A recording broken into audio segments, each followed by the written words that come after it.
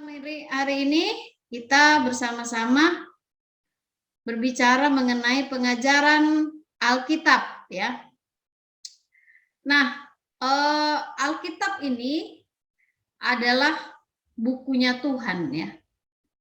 Dalam arti bahwa Alkitab ini walaupun ditulis oleh manusia ya, sebanyak kurang lebih 40 penulis, namun setiap orang yang menulis bagian dari kitab ini itu didorong oleh Roh Kudus yang adalah Allah sendiri.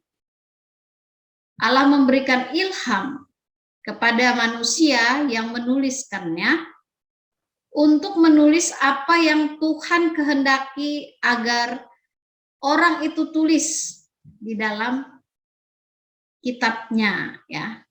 Sehingga kita meyakini bahwa 40 penulis ini, kurang lebih 40 penulis ini, memang diberikan suatu hikmat yang dari Tuhan, tetapi tidak didikte.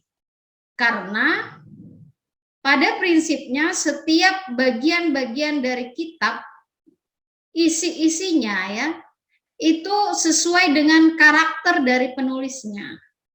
Contohnya kitab Lukas, dia adalah seorang dokter, maka dia secara detail mengurutkan tempat, begitu ya. Dia detail tempat, waktu dan sebagainya. Ya, ataupun misalnya Paulus. Paulus itu karena dia adalah orang Farisi yang juga belajar tentang kitab Taurat, ya. Maka tulisan-tulisannya itu sangat syarat akan pengajaran. Dan dia selalu mengkaitkan perjanjian lama yang dia pahami, dia kaitkan dengan pengajaran dari Yesus dan prinsip-prinsip pengampunan. Seperti misalnya contoh dia menuliskan di dalam Roma 3 ya, bahwa setiap orang telah berbuat dosa dan telah kehilangan kemuliaan Allah. Itu dia tarik dari peristiwa kejadian kejatuhan manusia. Jadi dari berbagai hal ini, maka kita meyakini bahwa Alkitab ini merupakan bukunya Tuhan. Nah, kita mau lihat 3 karakteristik ya, penting di dalam Alkitab sehingga kita semakin meyakini bahwa betul-betul Alkitab itu adalah bukunya Tuhan. Ya. Buku yang diilhami oleh Tuhan sendiri. Alkitab adalah infallible ya. Atau tidak mungkin bersalah. Segala sesuatu yang dinyatakan Alkitab adalah benar. Walaupun ya seringkali kita melihat sepertinya ada kecacatan dalam Alkitab, ya. Tetapi kecacatan itu sebenarnya bukan dari bahasa aslinya. Ya, itu hanya kesalahan dari terjemahan atau misalnya keterbatasan dari kosakata di dalam suatu bahasa yang diterjemahkan. Tapi pada prinsipnya bahwa Alkitab itu tidak pernah salah. Di dalam catatan aslinya, yaitu Ibrani dan Yunani. Perjanjian lama kan Ibrani. Perjanjian baru itu bahasa Yunani. Dituliskan. Ya.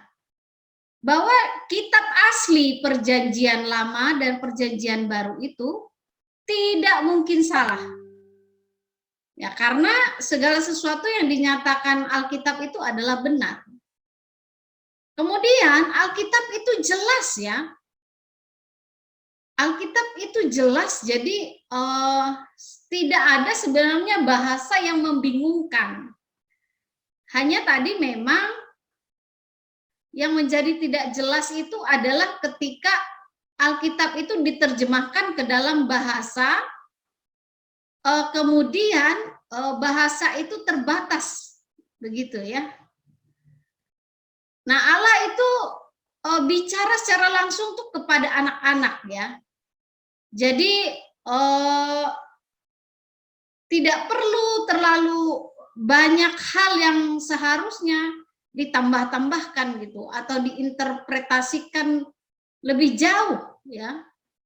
Asal mengerti konteksnya saja.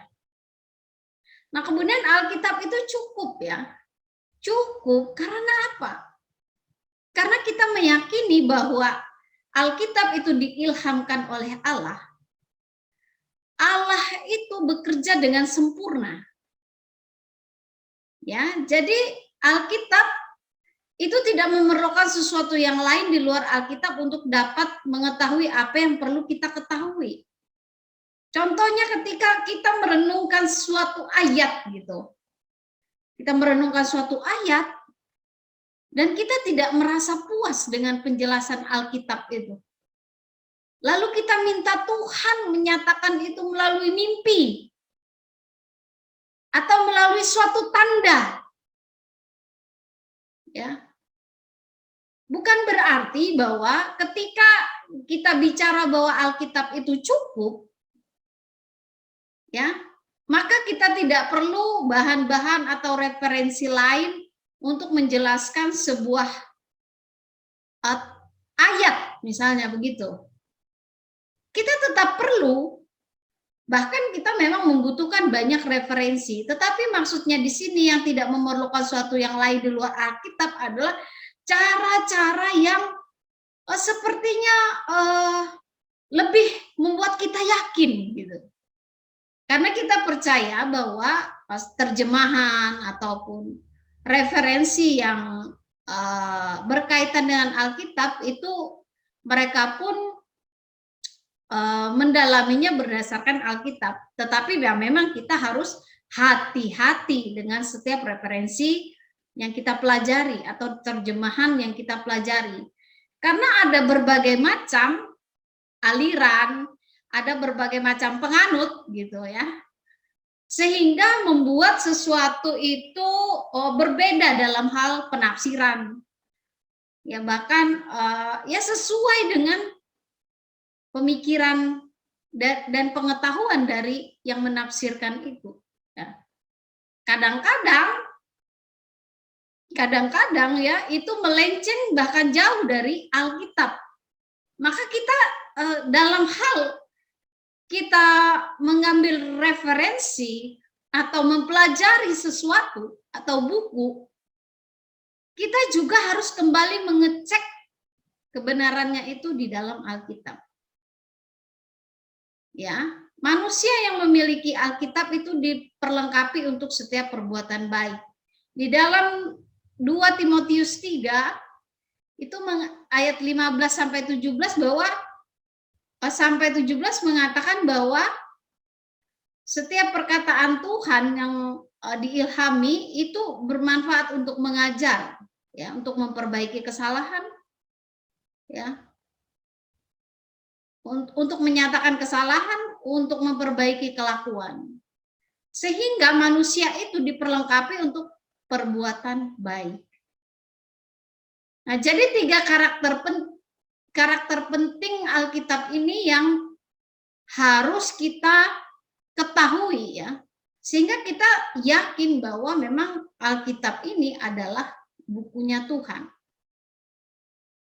Nah, di dalam Alkitab ada berbagai pandangan mengenai Alkitab ya, berkaitan dengan isi Alkitab. Nah, ada orang liberalisme atau modernisme lama menganggap bahwa sebagian isi Alkitab itu sebagai firman Allah. Nah, ini kalau firman Allah nih simbolnya ya. Simbolnya ini garis. Nah, sementara sebagian lainnya hanyalah tulisan biasa atau tulisan manusia. Ini titik-titik ya, jadi garis dengan titik-titik. Nah, jadi paham ini menganggap bahwa sebagian Alkitab itu adalah sebagian firman Allah, sementara sebagian lainnya hanyalah tulisan manusia. Jadi sebenarnya mereka menganggap bahwa Alkitab yang dimiliki itu sebagian adalah firman Allah, sebagian hanyalah tulisan manusia. Karena mereka berpikir bahwa manusialah yang menulis dan menyusun Alkitab, sehingga menjadi sebuah Alkitab ya yang kita miliki sekarang. Nah, pandangan yang kedua yaitu neo-ortodoks ya, atau modernisme baru ya. Mereka percaya bahwa Alkitab secara keseluruhan adalah perkataan manusia yang bisa salah. Karena ya memang manusia yang menulis ya. Tetapi menurut mereka ketika tulisan manusia ini ya, yang titik-titik ya, itu tulisan manusia dibaca, Allah memakainya sedemikian rupa sehingga si pembaca dapat menerima dalam pikirannya sendiri ya. Mereka dapat menerima firman Allah yang sejati. Jadi mereka menganggap bahwa Alkitab itu adalah tulisan manusia saja. Tetapi ketika mereka mempelajarinya, mereka membacanya, itu berubah menjadi firman Allah yang sejati. Ya, jadi ada proses peralihan gitu ya. Ketika mereka melihat bahwa Alkitab itu hanya tulisan yang ditulis oleh manusia, kemudian ketika dibaca, itu berubah menjadi firman Allah. Dan itu ada di dalam pikiran. Ya ada banyak penganut yang seperti ini ya. Mereka melihat bahwa Alkitab itu ya tulisan manusia biasa, kemudian ketika mereka membacanya, mereka sepertinya dan mereka menganggap mereka diilhami Allah untuk meyakini sebuah ayat itu. Sehingga ayat itu adalah firman Allah. Nah, pandangan yang ketiga yaitu reformat ya. Atau reform ya. Nah, kita jangan menganggap kalau disebutkan reform itu adalah gereja reform, tidak ya, tetapi reform itu kan kembali kepada Alkitab. Ya. Termasuk kita Protestan GKI itu reform. Ya, Protestan ya. Penganut reformasi. Nah, pandangan iman Kristen yang secara historis ya, Alkitab memang adalah firman Allah. Tidak setengah tulisan manusia, tidak setengah firman Allah. Ataupun tidaklah Alkitab adalah sebuah buku biasa yang membuat menjadi tulisan manusia, tetapi ketika dibaca itu menjadi sebuah firman. Tetapi pandangan iman Kristen yang historis ini, Alkitab memang adalah firman Allah. Nah, ini saya ingat 2 hari yang lalu, saya ke tempat adik saya, kemudian kita ngobrol lah. Lalu dia bercerita, aduh katanya selama pandemi ini rasanya makin jauh dari Tuhan katanya ya. Ke gereja sekarang jarang kecuali bertugas saja. Makanya kalau bertugas saya senang katanya, saya akan ke gereja. Kalau enggak tugas saya bilang, saya tanya. Ya aku pikir cuman online aja. Nah, tetapi online ini katanya dia langsung cerita ya, curhat ya. Online ini memang nggak bisa menumbuhkan iman. Kenapa? Saya bilang, kenapa? Karena katanya kalau sistem online ini banyak sekali godaannya. Contohnya ketika sudah niat hati, aku mau ibadah walaupun di rumah aja. Sudah di setel baik-baik, katanya TV besar, pokoknya tidak akan mau otak-atik apapun. Lalu ternyata ada WA masuk.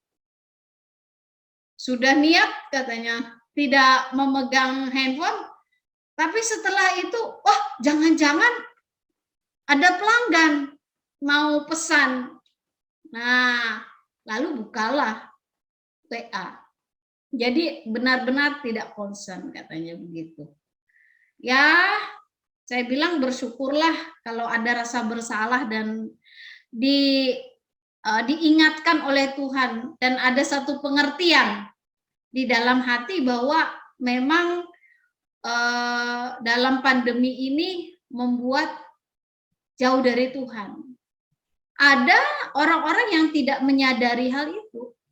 Mereka menganggap ya itu biasa aja, sudah kejadian seperti biasa aja, katanya gitu. Nah, ini memang saya bilang tergantung dari pengertian kita untuk mengenal Alkitab. Ya, kebanyakan anak-anak sekarang tidak mengerti Alkitab itu fungsinya sebagai apa, saya bilang kan. Karena memang di gereja tidak dijelaskan secara tuntas mungkin di atas mimbar mengenai Alkitab ini.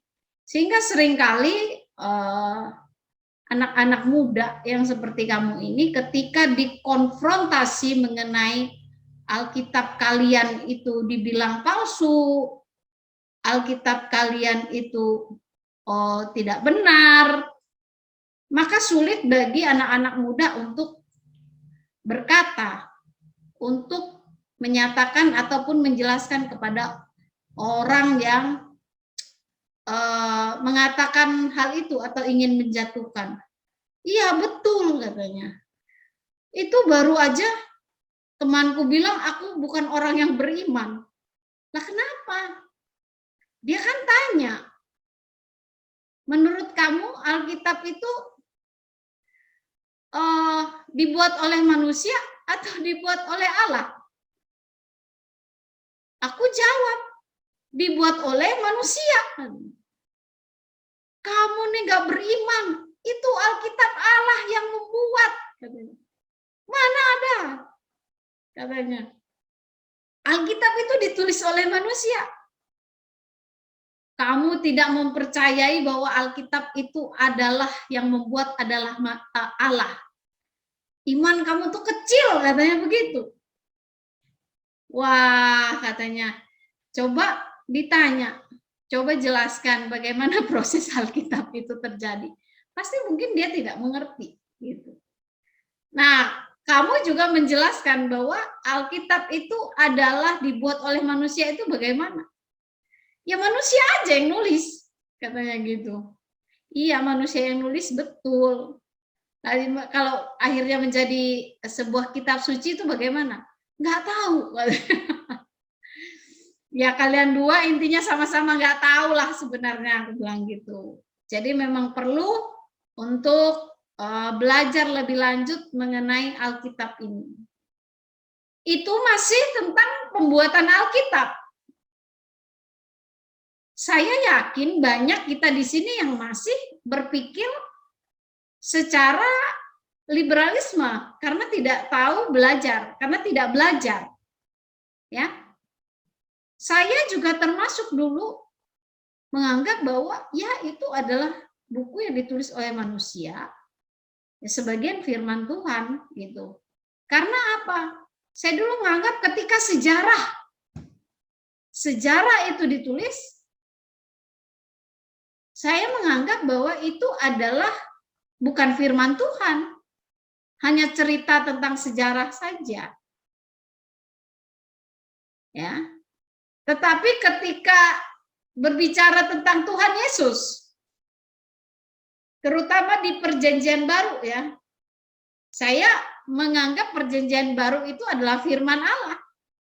Perjanjian Lama itu sebagiannya hanya cerita sejarah, jadi saya anggap itu adalah tulisan manusia saja, bukan firman.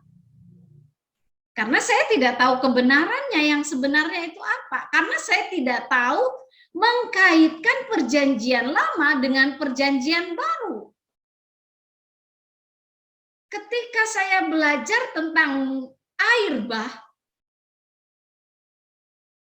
ya kemudian hanya 8 orang selamat di dalam bahtera, yaitu Nuh dan keluarganya, saya tidak tahu Apa maksudnya? Saya hanya tahu air bah datang karena dosa manusia 8 orang selamat, selesai.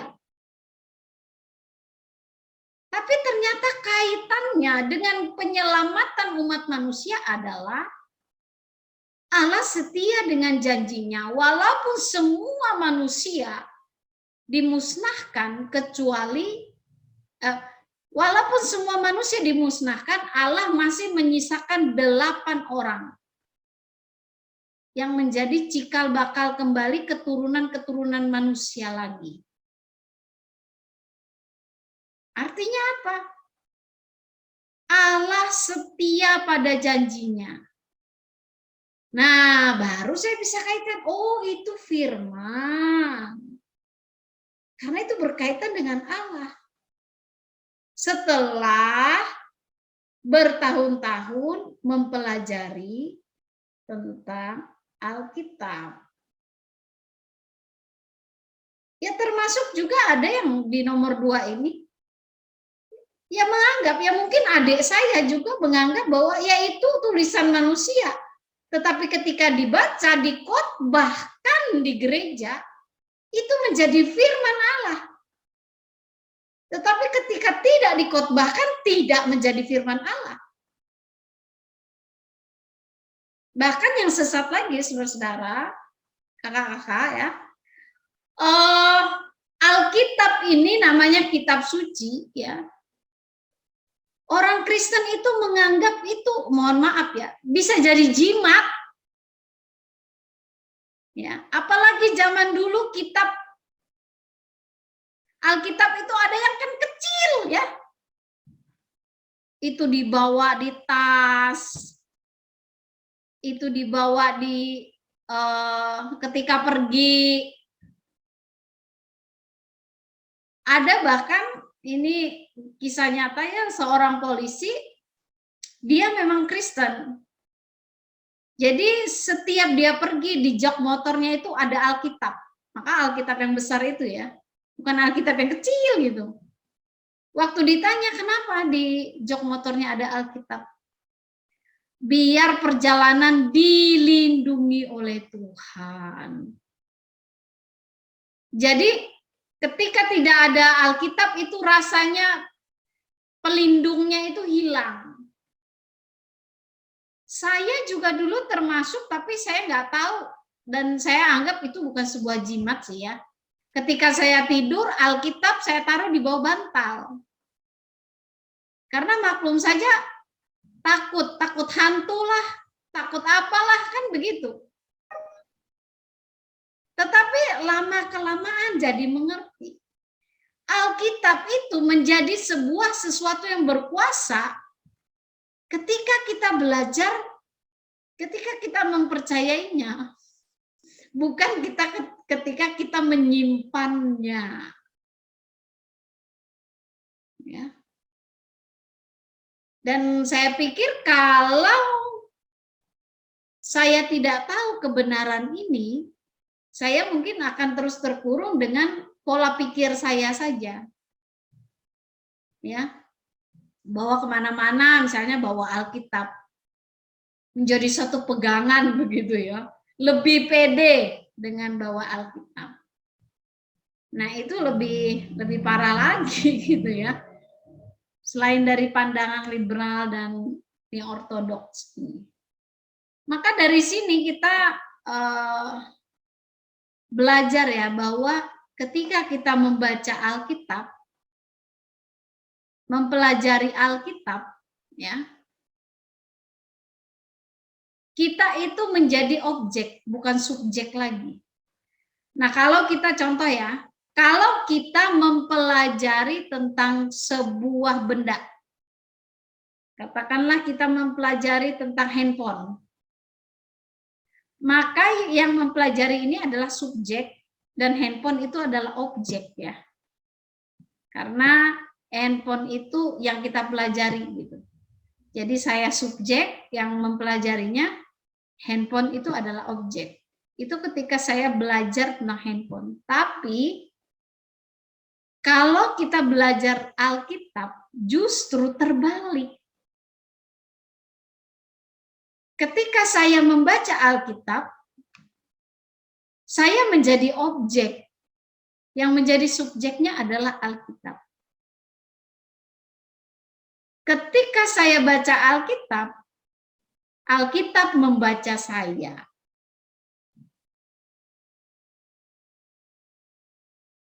Ketika kita belajar Alkitab, ketika kita membaca Alkitab, Alkitab itu membaca diri kita. Jadi, akhirnya Alkitab itu menjadi sebuah cerminnya. Menjadi sebuah tolak ukur kehidupan kita. Ya, kita lihat ini gambarannya ya. Kalau liberal mengatakan bahwa ini sebagian adalah tulisan manusia, sebagian ini adalah firman Allah. Tapi kalau New Orthodox sepenuhnya itu hanya tulisan manusia saja. Tapi ketika dibaca, dipelajari, di dalam pemikirannya itu menjadi firman Allah. Nah, pandangan reform ya, bahwa Alkitab itu sepenuhnya firman Allah.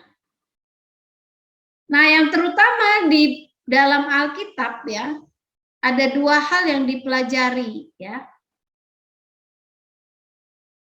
Dan ini penting supaya kita mengetahui intisari dari Alkitab. Karena seringkali kita memang bingung ya dengan isi-isi dari Alkitab. Itu kan banyak aturan, kayak kitab Taurat ya, 5 kitab Musa itu dari Kejadian, Keluaran, Imamat, Bilangan, Ulangan. Kemudian ada juga tentang kitab puisi-puisi ya, yang seperti kita pelajari struktur Alkitab. Kemudian ada nabi besar, nabi kecil, ada kitab sejarah dalam Perjanjian Lama. Kita kadang bingung gitu. Apa sih yang sebenarnya dipelajari di Alkitab ini? Hanya ada dua yang dipelajari, karena Alkitab ini di awal saya sudah katakan bahwa adalah wahyu khusus. Ya, Allah menyatakan diri secara khusus kepada manusia. Ya. Maka ketika Allah menyatakan diri secara khusus kepada manusia, maka sebenarnya Allah ingin manusia mengenal Allah. Ya. Maka Alkitab terutama mengajarkan apa yang harus dipercayai manusia mengenai Allah. Nah, di dalam Yohanes 20 ayat 30 sampai 31, Yohanes menuliskan ketika kitab Yohanes itu ada dan dituliskan, dia memiliki satu tujuan ya, mengenai apa yang dia tulis. Dikatakan memang masih banyak tanda lain yang dibuat Yesus di depan mata murid-muridnya yang tidak tercatat dalam kitab ini. Tetapi semua yang tercantum di sini telah dicatat supaya kamu percaya bahwa Yesuslah Mesias, Anak Allah, dan supaya kamu oleh imanmu memperoleh hidup dalam namanya. Jadi Yohanes sendiri yang merupakan rasul terakhir ya, yang hidup di antara rasul yang murid Tuhan Yesus maksudnya ya, yang sangat tua sekali, yang mendapatkan penglihatan tentang hari Tuhan ya, dan dia menulis kitab Wahyu. Dia juga menulis kitab Yohanes yang syarat dengan tentang supremasi Allah, ya, tentang supremasi Tuhan Yesus ya. Siapakah Tuhan Yesus? Di situ diungkapkan Yesus adalah pokok anggur yang benar, Ya, jadi Injilnya berbeda karena dia ingin menyatakan bahwa Yesuslah Mesias. Dia menonjolkan itu. Ya, di dalam kitab Yohanes. Tujuannya adalah bahwa supaya kamu percaya bahwa Yesuslah Mesias Anak Allah dan supaya kamu oleh imanmu memperoleh hidup di dalam namanya. Nah, jadi itu pengajaran yang pertama ya, mengenai apa yang diajarkan oleh Alkitab. Yang kedua, ya, yaitu kewajiban apa yang dituntut Allah dari manusia. Di dalam Mika 6 ayat 8 berkata, "Hai manusia, telah diberitahukan kepadamu apa yang baik dan apa yang dituntut Tuhan daripadamu, selain berlaku adil, mencintai kesetiaan, dan hidup dengan rendah hati di hadapan Allah."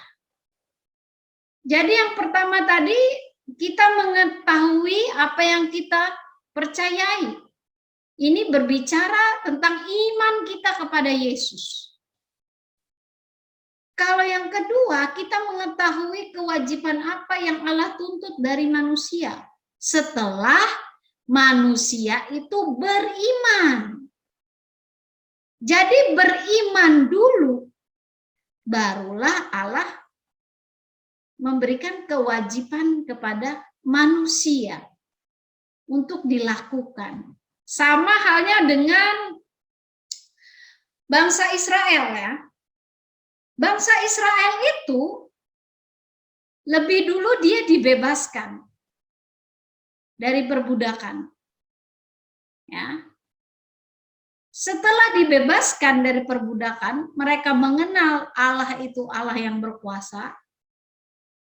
Barulah Allah memberikan hukum Taurat. Jadi beriman dulu,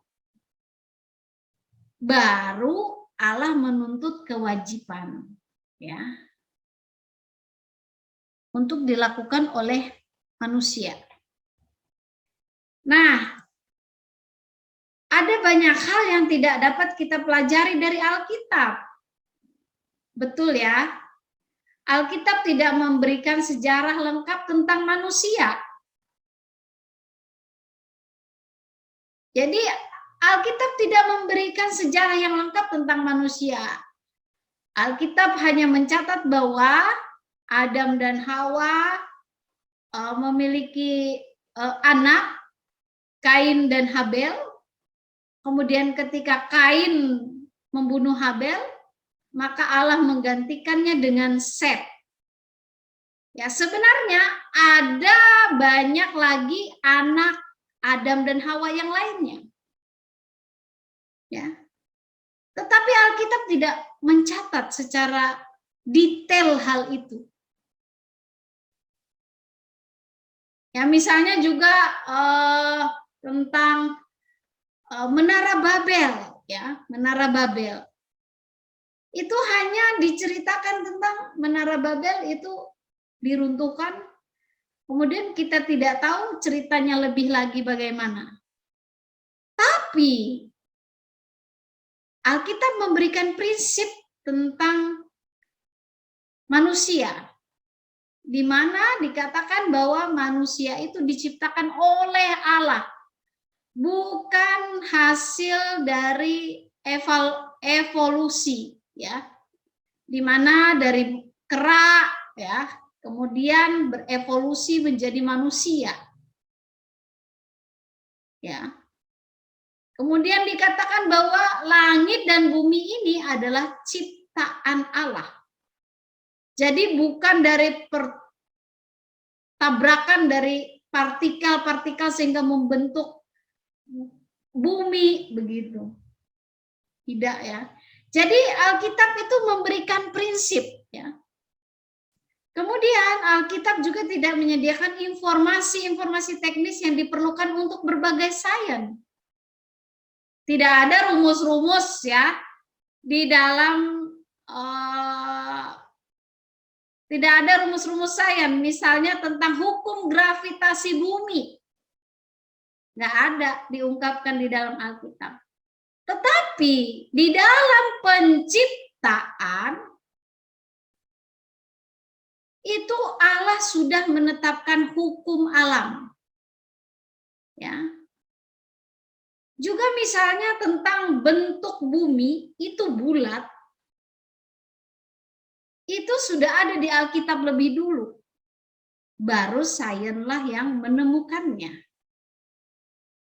Jadi secara teknis yang detail, tidak ada informasi yang diperlukan untuk berbagai sains ya.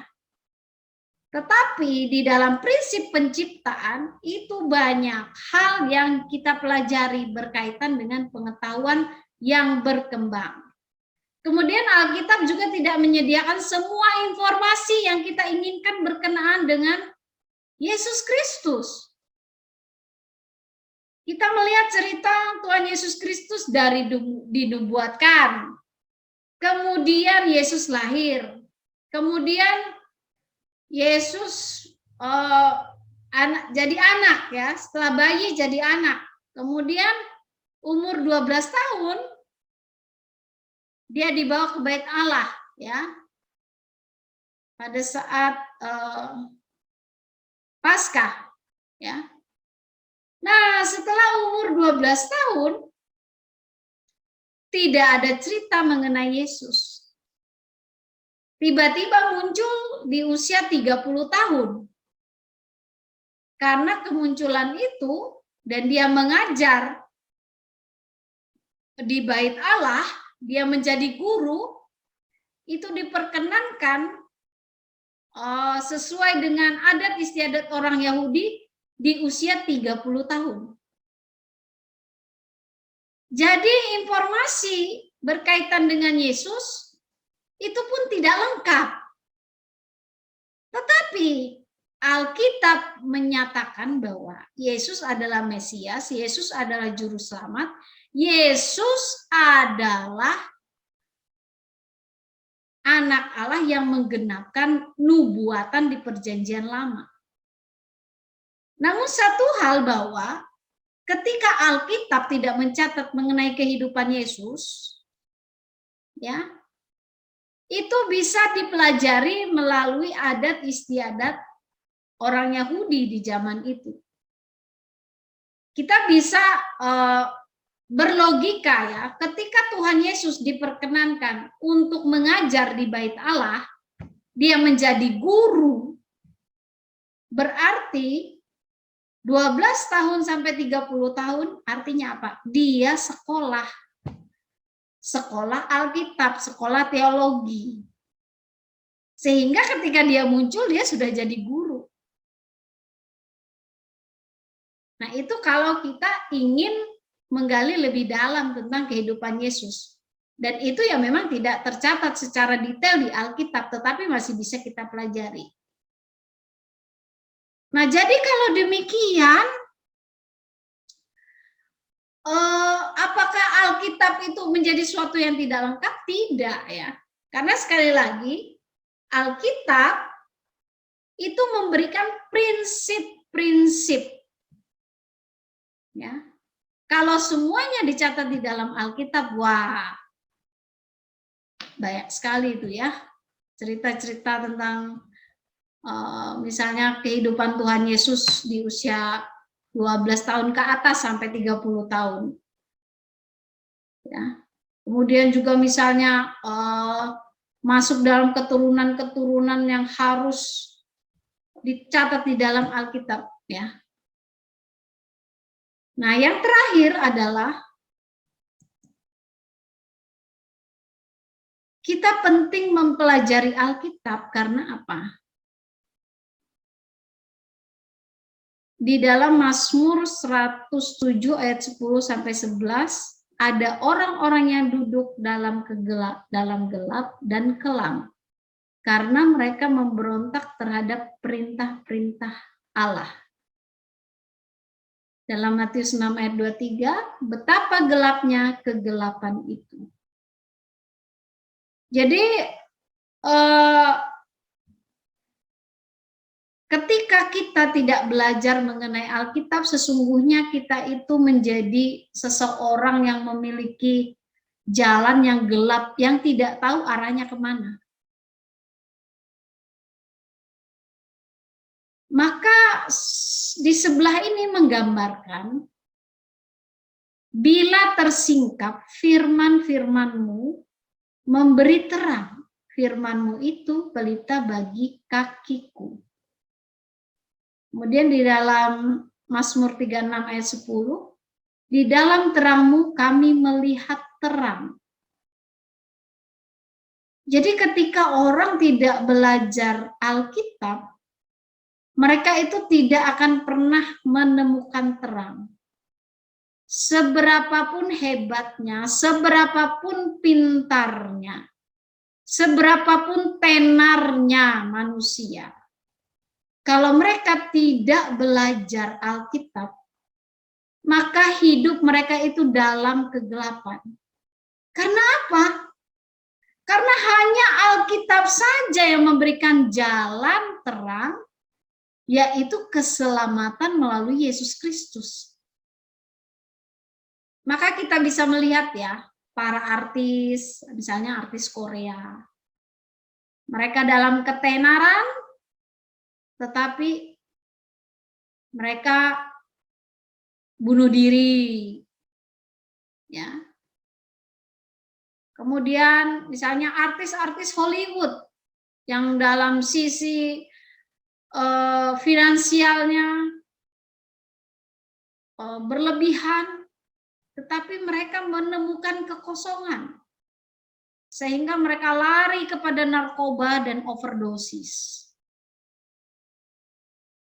Banyak orang-orang pintar ya, karena tidak mempelajari firman Tuhan, maka mereka terkurung pada pemikiran mereka sendiri yang sempit. Sehingga mereka menyatakan bahwa tidak ada Allah. Tetapi bagi orang yang belajar Alkitab, walaupun kehidupan mereka sederhana, mereka menemukan sukacita. Karena sukacita mereka itu tidak berasal dari apa yang mereka punya, tetapi dari pengetahuan firman yang benar. Ini saya bandingkan dengan kehidupan saya ya, secara pribadi. Saya pernah mencapai satu titik yang namanya secara finansial aman. Adalah berlebihan begitu. Tapi ketika saya tidak mempelajari kebenaran, maka saya menaruh sukacita saya itu di dalam uang, di dalam apa yang saya beli. Ya. Dan itu benar-benar kepuasan yang sangat-sangat tidak bisa memuaskan diri. Karena prinsipnya manusia ini selalu kurang. Nah, dalam keadaan pandemi, saudara-saudara, keadaan berubah ya. Keadaan berubah sehingga kehidupan finansial kami sekeluarga juga karena pandemi itu juga sangat berkurang ya. Tapi karena dalam 2 tahun pandemi saya belajar mengenai firman Tuhan, lebih rutin ya, mengikuti PA dan sebagainya. Saya jadi belajar bahwa setiap saya belajar, saya mendapatkan kesegaran, saya mendapatkan pengetahuan yang baru. Sehingga saya comparing dengan keadaan hidup saya. Ya, memang butuh proses untuk kita bisa mengalihkan fokus kita ya. Dari yang awalnya kita sukacita kita itu karena materi, Tetapi kita beralih sekarang sukacitanya itu karena mengetahui kebenaran yang sejati, itu butuh proses. Sehingga dalam keadaan yang sekarang, tidak berlebihan banyak, saya tetap bersukacita. Dan saya bersyukur dengan keadaan peralihan kehidupan finansial kami. Ya. Yang terguncang karena pandemi dan rendah. Dari situ Tuhan menyadarkan saya. Saya sangat bersyukur ya. Dan apapun keadaannya, sekarang tidak menaruh kesenangan itu pada hal-hal yang bisa habis di dunia. Ya, bersyukur saya mengalami hal itu karena apa? Karena saya belajar firman. Maka teman-teman guru sekolah minggu yang masih muda-muda ini, harap kita suka belajar firman ya. Supaya kita tidak menjadi manusia yang berada dalam kegelapan. Ya. Karena memang dunia ini adalah gelap. Dunia ini adalah tidak adil. Mari kita belajar dengan sungguh-sungguh mengenai firman Tuhan. Ya, materi selanjutnya nanti minggu depan akan kita lanjutkan lagi mengenai pengajaran dalam firman Tuhan ini. Bagaimana? Iya, jadi kan berbicara tentang hari Tuhan pastinya seperti yang kata kakak tadi sudah ada banyak fenomena-fenomena yang terjadi di sekitar kita. Dan itu bisa saja terjadi pada orang-orang yang kita kenal dan menurutku sebagai orang yang beriman kita harus tetap kembali kepada Alkitab gitu Kak. Hal-hal yang seperti itu sebenarnya bukan menjadi fokus kita sih, kalau aku lebih ke situ Kak. Jadi untuk hal-hal yang seperti itu, kayaknya aku bukan pendebat lah Kak untuk hal-hal yang seperti itu. Pertanyaan ini nih cocoknya tuh kayak Kak David tuh dia suka dengar yang suka dengar yang debat-debat kayak gitu loh. Nah kalau aku nih bukan tipe yang belum ke situ gitu loh Kak, belum mendalami itu untuk mendengarkan perdebatan itu tuh aku masih belum. Tapi kalau menurutku sih ya kita harus tetap back to the Bible, apapun pernyataan yang dihasilkan atau apapun pernyataan yang keluar dari fenomena-fenomena seperti itu, kita harus periksa dulu kebenarannya di Alkitab. Tentunya tidak semua yang dikatakan mungkin akan ada di dalam Alkitab, namun kembali lagi kita minta kebijaksanaan dari Tuhan untuk menolong kita, memahami dan pimpin kita untuk melihat seperti kata Kayana tadi, otoritas firman di dalam hidup kita itu seperti apa, kayak gitu sih Kak. Bagaimana tanggapan dari suami?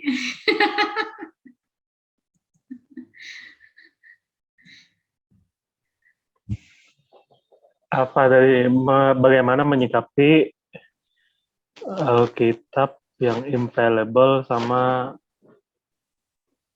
yang tidak tertulis ya Kak? Yang ingin kita ketahui, itu Kak? Atau aku menanggapi yang mana nih? Menanggapi bagaimana kita melihat fenomena saat ini, orang kan Alkitab itu tidak memuat ya tentang hari Tuhan itu kapan datang ya, tidak ditentukan, tetapi banyak ajaran ataupun orang-orang yang mengklaim, bahkan sebenarnya dari zaman dulu aja sih, orang bernubuat, katakanlah, bukan bernubuat tapi sebenarnya berlubuat gitu ya. Lu yang buat nubuatnya mengenai meramal, hari Tuhan. Nah, meramal. Kenapa? Bukan bernubuat, meramal.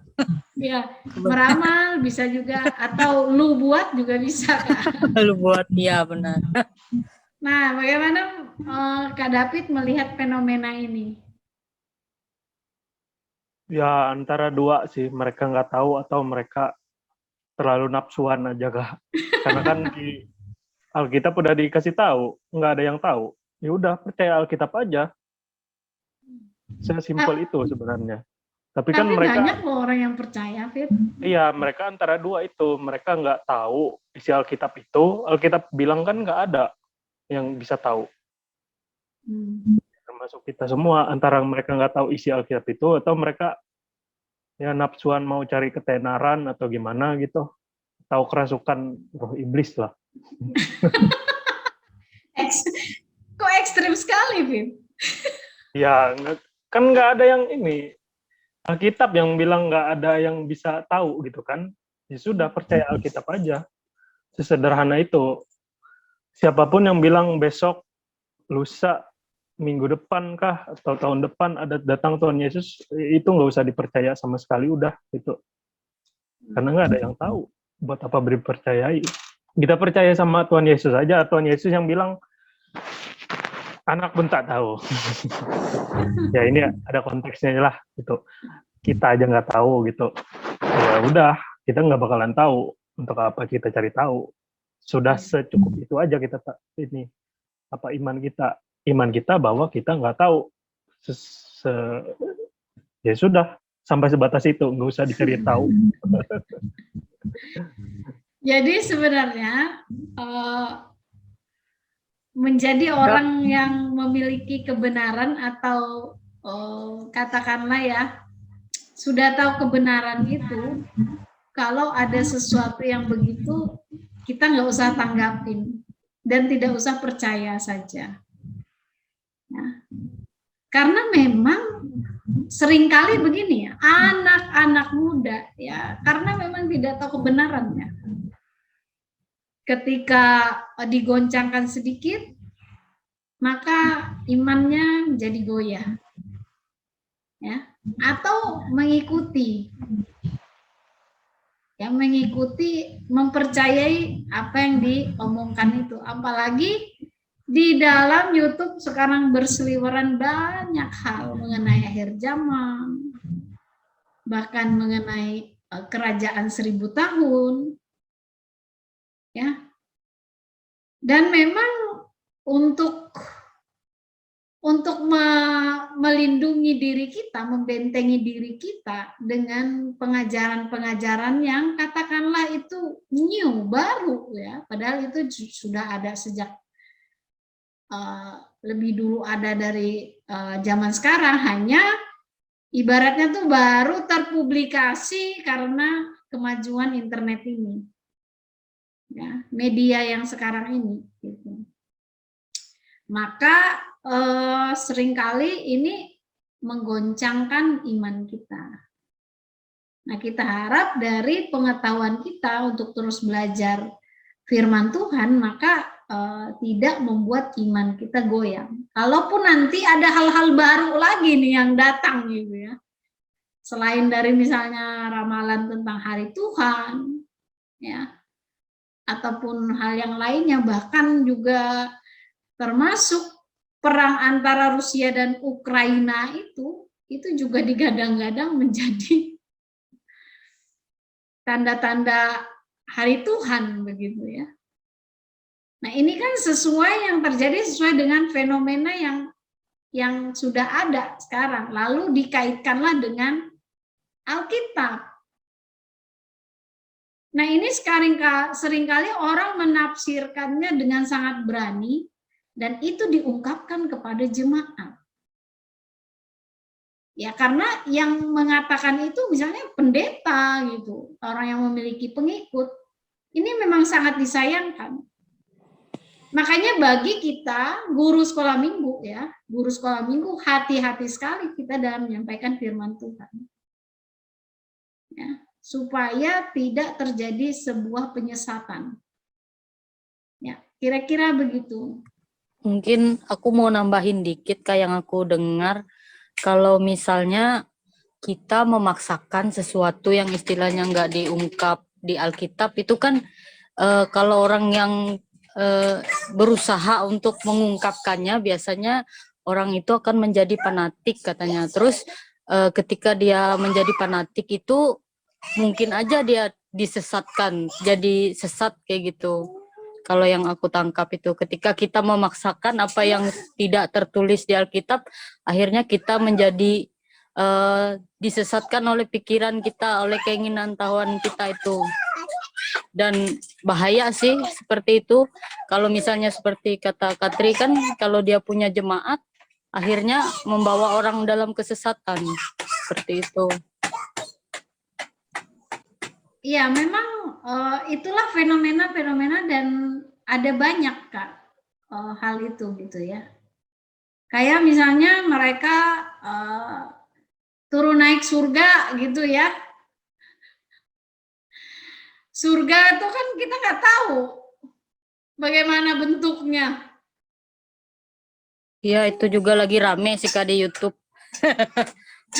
Ada yang kulihat ketemu Yesus, turun naik surga, turun naik neraka. Iya.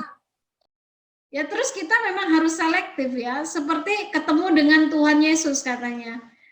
Tuhan Yesus itu kan gambar dari Tuhan Yesus atau wajah dari Tuhan Yesus itu tidak dilukiskan, tidak bisa dilukiskan karena zaman dulu itu tidak ada foto, tidak ada katakanlah pelukis yang seperti masa kini gitu, nggak ada. Dan dulu juga mungkin lukisan itu hanya untuk para bangsawan. Lalu apa orang berpikir bahwa dia ketemu Yesus? Ini contoh si Rara,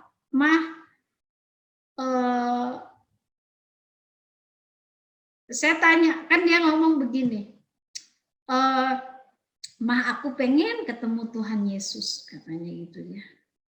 Di mimpi misalnya, karena ya di sini ya dia seringkali mendengar tambinya itu bercerita tentang Tuhan Yesus.